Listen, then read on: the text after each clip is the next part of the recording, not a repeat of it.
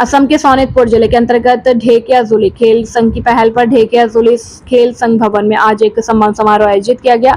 उल्लेखनीय है कि ढेकियाजुली नगर पालिका के 1 नंबर वार्ड के निवासी यादव चंद्रनाथ और प्रणीता सहरिया के योग्य पुत्र दिवंज ज्योतिनाथ ने दुलियाजान में 6, 7, 8 जून 2024 को आयोजित VCAI राष्ट्रीय चैंपियनशिप में 21 वर्ष से कम आयु के 78 किलोग्राम पंजा प्रतियोगिता में स्वर्ण और रजत पदक जीते।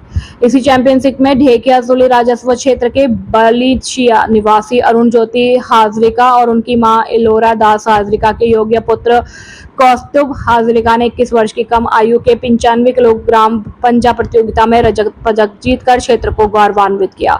इसलिए दोनों को सम्मानित करने के उद्देश्य से ढेकियाजुली खेल संघ के इस सम्मान समारोह का आयोजन किया गया। ढेकियाजुली खेल संघ के अध्यक्ष रातुल कुमार नाथ की अध्यक्षता में आयोजित इस सम्मान समारोह का उद्देश्य ढेकियाजुली खेल संघ का महासचिव प्रदीप सरकार ने बताया।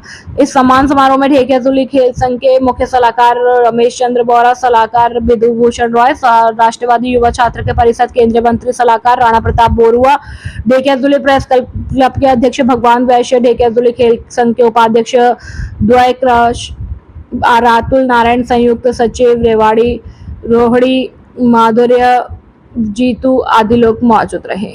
सोनीपत जिले से प्रशांत वैश्य की विशेष আমি খুবই আনন্দিত সুখী যে আমার ঢেকিয়াজুলি দিমন নাথ আৰু কৌস্তভ হাজৰিকা দুটা পাহোৱাল যুৱক ৰাষ্ট্ৰীয় পৰ্যায়ত দুলিয়াজানত অনুষ্ঠিত হোৱা পাঞ্জাৰ খেলত চেম্পিয়ন হৈছে আৰু দুয়োগৰাকীয়ে ক্ৰমে দিমন নাথে স্বৰ্ণ আৰু কৌস্তভ হাজৰিকাই ৰূপৰ পদক আজুৰি আনিবলৈ সক্ষম হৈছে।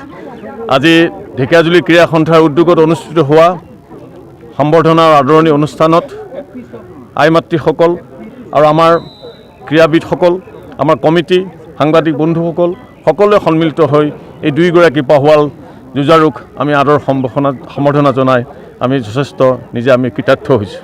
আশা ৰাখিম অহা বেংগলোৰত অনুষ্ঠিত হ'ব লগা এছিয়ান গেমছত, এছিয়ান যি পাঞ্জা গেমছ হ'ব, এই পাঞ্জা গেমছত আমাৰ এই দুয়োগৰাকী পুনৰ আৰু অধিকভাৱে যুঁজি আমাৰ কাৰণে সুনাম কঢ়িয়াই আনিবৰ কাৰণে, আমাৰ ৰাজ্যখনলৈ সুনাম কঢ়িয়াই, ৰাষ্ট্ৰখনলৈ সুনাম কঢ়িয়াই আনিব, সেই আশাৰে আজি আমি ভগৱানৰ ওচৰত প্ৰাৰ্থনা জনাইছোঁ। ধন্যবাদ। হয়, আজি আমাৰ কাৰণে এটা ঐতিহাসিক দিন।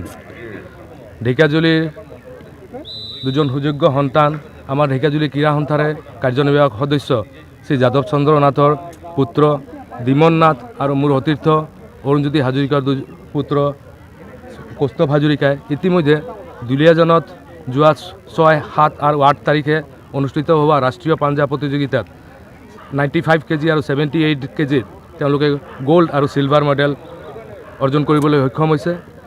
আৰু ঢেকিয়াজুলি ক্ৰীড়া সন্থাই এই সুযোগতে আমি এটা সম্বৰ্ধনা অনুষ্ঠান আজি অনুষ্ঠিত কৰিছিলোঁ।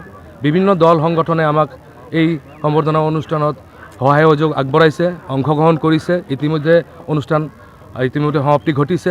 খুব ধুনীয়া অনুষ্ঠান হৈছে আৰু আমাৰ বাবে এটা অতি গৌৰৱৰ বিষয়। তেওঁলোকে ঢেকিয়াজুলিবাসীৰ যি সুনাম কঢ়িয়াই আনিছে আৰু আগন্তুক দিনতো তেওঁলোকে আজি এছিয়ান চেম্পিয়নশ্বিপত বেংগালুৰুত যোনটো অনুষ্ঠিত হ'ব তাত খেলাৰ সুযোগ লাভ কৰিছে।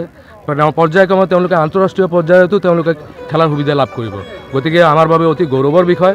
তেওঁলোকে ঢেকিয়াজুলি নিবাসী, ঢেকিয়াজুলিত যি সুনাম কঢ়িয়াই আনিছে, আমি ক্ৰীড়া সন্থাৰ তৰফৰ পৰা তেওঁলোকক শুভেচ্ছা জ্ঞাপন কৰিছোঁ আৰু আগন্তুক দিনতে তেওঁলোকে যাতে আৰু ধুনীয়া খেল প্ৰদৰ্শন কৰি আমাৰ ঢেকিয়াজুলিৰ নাম, অসমৰ নাম তথা ভাৰতবৰ্ষৰ নাম যাতে তেওঁলোকে আৰু সুনাম কঢ়িয়াই আনিব পাৰে, তাৰে আমি কামনা কৰিছোঁ। আৰু দুইজন খেলুৱৈকে পুনৰ আমি ক্ৰীড়া সন্থাৰ তৰফৰ পৰা শুভেচ্ছা জ্ঞাপন কৰিছোঁ।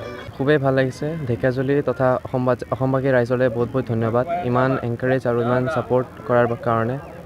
আৰু ঢেকিয়াজুলি স্পৰ্টছ এছ'চিয়েশ্যন আৰু সকলোকে বহুত বহুত ধন্যবাদ জনাব বিচাৰিম। আৰু যিহেতু এতিয়া এছিয়ান চেম্পিয়নশ্বিপৰ বাবে চিলেক্ট হৈছোঁ, মই তাতে 100% দিব চেষ্টা কৰিম। তাতে যিমানখিনি পাৰোঁ মই তাতে খেলিম আৰু চেষ্টা কৰিম যাতে ভাৰতৰ বাবে সুনাম কঢ়িয়াই আনো, তাৰে বাবে আশা কৰিছোঁ। খুব ভাল লাগিছে আজি ইমানখিনি সন্মান পাইছোঁ। ঢেকিয়াজুলি স্পৰ্টছ এছ'চিয়েশ্যনক থেংক ইউ। আৰু ভাল লাগিছে যে ইমান সন্মান দিছে, চবেই আজি আশীৰ্বাদ কৰিছে। চেষ্টা কৰিম যাতে আহিব লগা এছিয়ান চেম্পিয়নশ্বিপ আৰু ৱৰ্ল্ড চেম্পিয়নশ্বিপতো সুনাম কঢ়িয়াই আনিব পাৰোঁ, ভাৰত তথা অসম তথা ঢেকিয়াজুলিৰ নাম গৌৰৱান্বিত কৰিব পাৰোঁ। নমস্কাৰ।